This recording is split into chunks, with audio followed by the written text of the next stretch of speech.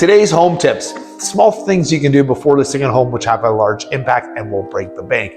Today, I'm standing in front of this. This is a real tree. It's in my home. And I don't think you have to go and get something like this, but you should add real plants into your, especially this time of year, into your listing. There is a lot of research how plants help give so many health benefits to you, including cleaning the air. There's a lot of mental stress that it helps relieve. There's so many cool things about that. But it also brings the home together. When people walk into a home, they want to feel as if they can see themselves in a home. And plants is that kind of little thing that shows that this house is actually lived in. You don't want to go overboard. Never go overboard with any of our tips. I tell this to people all the time.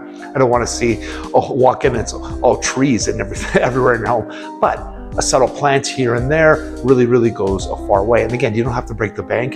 Just opt for something that are easy to maintain. Maybe only have to water them once or twice a week in case you go on vacation or something like that during your listing.